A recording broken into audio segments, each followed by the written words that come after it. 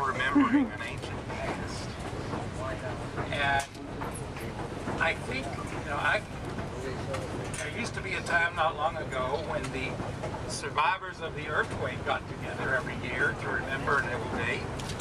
I can remember when the Civil War veterans used to get together to remember their ancient history. And I think if Harvey Milk were here, he would say, this is not, remembering is not the thing he wants us to do. Harvey was not a person of the past. When he looked at the past, he saw homophobia, he saw economic injustice, he saw struggles of people to be treated with dignity, who were systematically silenced, not just by the Hitlers of the world, but by the liberal Democrats in power in the world. And for him, when he looked at the past, he saw things that made him profoundly angry and sad. When he looked at the present, when he looked into the eyes of the men and women that were his people, he saw something very different. He saw hope. He saw possibility. He saw an insistence that we are not going to live in the shadows anymore. We're not going to live our lives according to the expectations of more powerful people anymore. That the future is going to belong to an entirely different group of folks than the people who have controlled the past. I think if Harvey were here today, he would say the future will not come about until we have abandoned all of the habits of weakness that we, particularly as lesbians and gay men, have been taught to survive. Not just us alone. I was never an African American, but I have a pretty good memory of what the life of African Americans was like in the South in which I was raised not very long ago. And certainly women know of centuries of having to find a place in the world dependent upon the power of sympathetic men.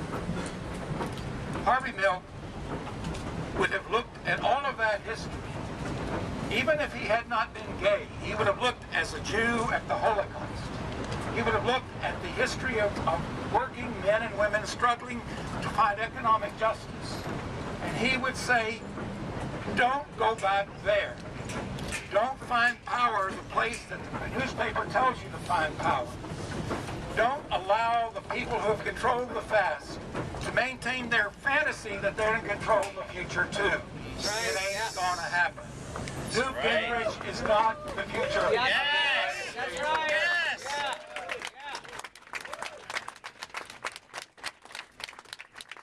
On the day after the murders of Mayor Moscone and Supervisor Milk, the Harvey Milk Democratic Club, I don't remember what the name of it was back then, we've changed it so many times, but it was always the Milk Club.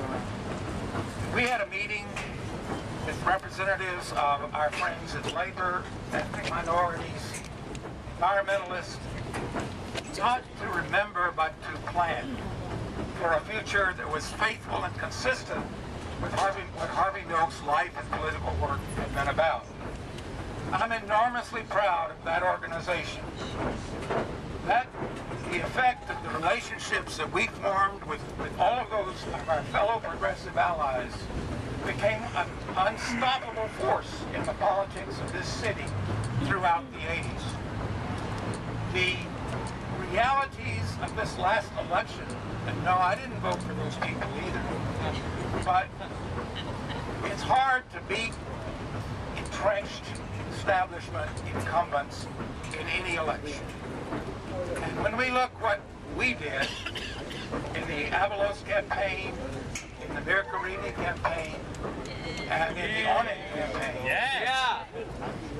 You can look at the votes and look at what happened and what difference was made between the time the race started and the race it ended, and give a sense that here's where it is, here's where the action is, here's where the possibility is, here is where the most committed activists are Here is where people are who are never, never, never going to suck up to anybody. That's right. That's what Harvey Milk would want to see. He would want to see a future in which the people in the past who are struggling to hold on are going to find they cannot deal with the new realities of the present and the possibilities of the present. We have so many new allies that we didn't have then.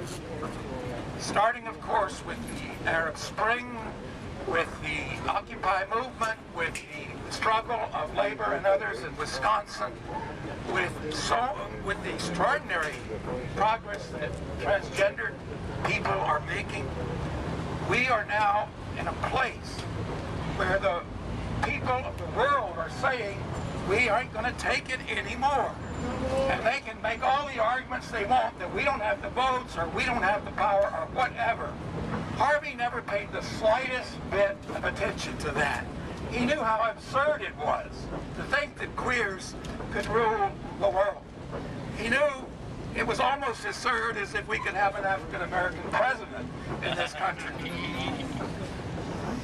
Our commitment is not just to remembering Harvey or some golden age. It wasn't that golden, people. Right after Harvey was killed, we got Ronald Reagan. We got George Bush and Wilson and a whole bunch of really disgusting people.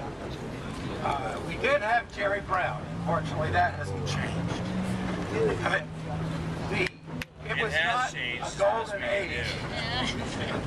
It was not a golden age, but it was an age in which the leaders of the African-American struggle, the leaders of the labor struggle, the leaders of the women's movement, the leaders of the environmental movement, and Harvey's supporters were believing in the possibility that the people trying to hold on were going to lose their pants. They did, and they will. And I'm jealous of those of you who are young. But young and old, tonight should be not a night of remembrance, but a night of recommitment. A night of deciding that we're not going to believe in bullshit anymore, that we're not afraid of the Pope, we're not afraid of any of the people in Washington, because hope, if it's real, has to be based on something experienced. It can't be based on some spiritual longing for nirvana. It has to be based upon a realistic understanding that we've got the possibility to turn this place around. Yes. The Harvey Milk Club has always stood. I believe now, at least as much as the end of 1978, that commitment is intelligent. It will always need to be made year after year after year, because the past will never be what we want it to be. And the future will always be what we, with strength and understanding, are committed to making it be.